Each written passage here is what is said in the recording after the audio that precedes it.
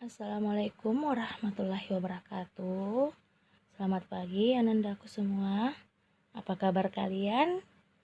Semoga selalu sehat walafiat dan tetap semangat belajarnya di rumah. Nah, hari ini kita akan mulai belajar tema 2, yaitu persatuan dalam perbedaan. Tujuan pembelajaran kita yaitu 1. Menemukan informasi penting dari teks dengan menggunakan aspek apa, di mana, kapan, siapa, mengapa, dan bagaimana, dan menuliskannya pada peta pikiran. Kedua, menuliskan makna proklamasi itu sendiri dalam kehidupan sehari-hari. Ketiga, mengamati ciri tumbuhan dan habitatnya. Proklamasi kemerdekaan menjadi tonggak sejarah bagi perjuangan bangsa Indonesia. Meskipun terdiri atas suku yang berbeda, rakyat Indonesia bersatu dalam memproklamirkan kemerdekaan negara Indonesia. Nah, setiap tanggal 17 Agustus, rakyat Indonesia selalu mendengar petugas upacara membacakan teks proklamasi. Nah, kita bisa mendengarnya lewat radio, atau dari tempat lain seperti YouTube, televisi, dan media-media informasi lainnya. Teks proklamasi yang dibacakan memiliki sejarah bagi bangsa Indonesia. Teks tersebut adalah teks proklamasi kemerdekaan negara Indonesia.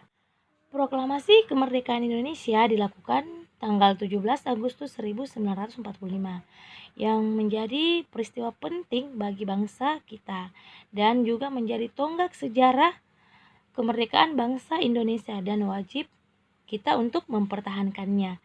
Nah, peristiwa itu diawali dengan dijatuhkannya bom atom oleh tentara Amerika Serikat pada tanggal 6 Agustus 1945 di kota Hiroshima dan pada tanggal 9 Agustus 1945 di kota Nagasaki. Jepang akhirnya menyerah kepada tentara sekutu. Nah, peristiwa ini dijadikan kesempatan oleh bangsa Indonesia untuk membebaskan diri dari penjajahan bangsa Jepang.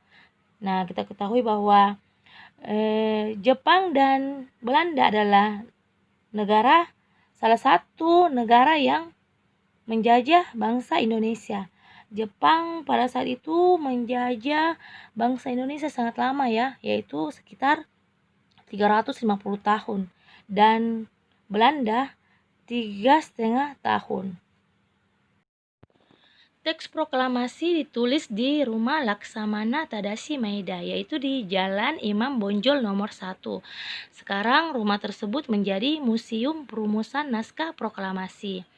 Nah, para penyusun teks proklamasi ada 3 ya, yaitu Insinyur Soekarno, Dr. Andes Muhammad Hatta, dan Mr. Ahmad Subarjo. Konsep teks proklamasi itu sendiri ditulis oleh Insinyur Soekarno. Saat itu pula hadir BM Diah, Sayuti Melik, Sukarni, dan Sudiro. Sukarni mengusulkan agar yang menandatangani teks proklamasi itu adalah Insinyur Soekarno dan Dr. Andes Muhammad Hatta atas nama bangsa Indonesia, dan teks tersebut diketik oleh Sayuti Melik. Nah, ini adalah naskah proklamasi yang ditulis oleh Insinyur Soekarno. Nah, ini kemudian diketik oleh Sayuti Melik. Pagi harinya 17 Agustus 1945 di kediaman Soekarno, Jalan Pengansaan Timur nomor 56, telah hadir Suwirjo, Wilopo, Gafar, Tabrani, dan Trimurti. Nah, ini adalah gambar rumah Insinyur Soekarno pada saat itu ya. Nah, acara tersebut dimulai pada pukul 10 dengan pembacaan proklamasi oleh Soekarno dan disambung pidato singkat tanpa teks. Kemudian bendera merah putih yang pada saat itu dijahit oleh Ibu Fatmawati dikibarkan. Nah, dari proklamasi kemerdekaan Indonesia tadi kita bisa memetakan pikiran dengan menggunakan kata tanya, apa, mengapa, siapa, bagaimana, kapan, dan di mana. Misalnya, contoh kata tanya apa. Apa yang dilakukan oleh Insinyur Soekarno, Dr. Andes Muhammad Hatta, dan Ahmad Subarjo? Jawabannya, mereka pada saat itu melakukan perumusan teks proklamasi kemerdekaan bangsa Indonesia. Nah, pertanyaan yang lainnya, mengapa, siapa, bagaimana, kapan, dan di mana adalah tugas kalian sendiri. Buat pertanyaannya dan silakan kalian kerjakan di buku tugas kalian masing-masing. Menjelang proklamasi kemerdekaan, perbedaan daerah, agama, dan suku bangsa bukanlah penghalang bagi generasi muda dan generasi tua pada saat itu untuk berkumpul. Perbedaan pendapat sempat terjadi, namun akhirnya mereka dapat bersatu untuk memproklamirkan kemerdekaan Indonesia. Pada saat itu semangat persatuan sangat menonjol ya anak-anakku, karena pada saat itu bangsa Indonesia memiliki tekad yang kuat dan usaha dalam memproklamirkan kemerdekaan pada saat itu. Mereka sangat-sangat semangat dalam mewujudkan kemerdekaan.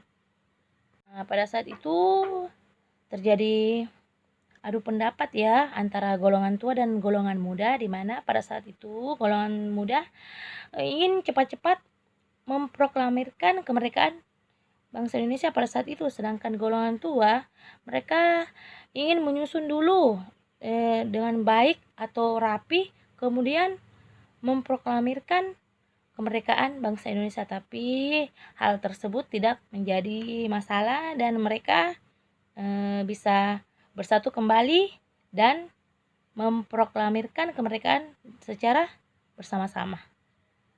Nah, tahukah kalian bahwa proklamasi kemerdekaan memiliki makna yang sangat penting bagi bangsa Indonesia?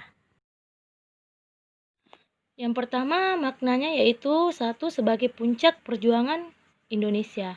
Nah, kita ketahui bahwa bangsa Indonesia telah dijajah selama bertahun-tahun oleh negara-negara Eropa sampai Jepang. Dengan latar belakang yang berbeda, mereka atau masyarakat bangsa Indonesia bersatu dalam melawan penjajah. Proklamasi kemerdekaan merupakan hasil dari perjuangan para pahlawan kita ya. Kedua yaitu sebagai pengakuan kepada dunia luar. Jadi dengan membacakan teks proklamasi tersebut, Indonesia mengumumkan kepada dunia luar bahwa kita telah merdeka, yang disebut dengan de facto. Kemudian diikuti oleh pengakuan dari negara lain yaitu de jure. Yang ketiga, menaikkan martabat bangsa. Pembacaan teks proklamasi memberikan kesan kepada negara lain bahwa kita telah bebas dari penjajahan dan negara kita memiliki martabat dan sebuah negara yang mandiri. Kemudian sebagai perjuangan sebagai negara baru. Nah, Indonesia adalah negara yang dibangun oleh rakyat dan untuk rakyat. Negara Indonesia adalah negara mandiri yang tidak tergantung kepada negara lain.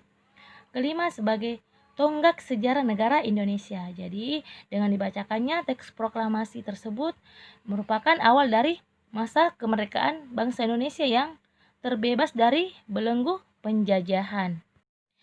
Nah, sekarang tahukah kalian anak-anakku bahwa diperlukan kemampuan untuk melakukan penyesuaian atau adaptasi ketika kita ingin menciptakan kerukunan dalam perbedaan. Nah, kalian masih ingat pepatah di mana bumi dipijak, di sana langit dijunjung.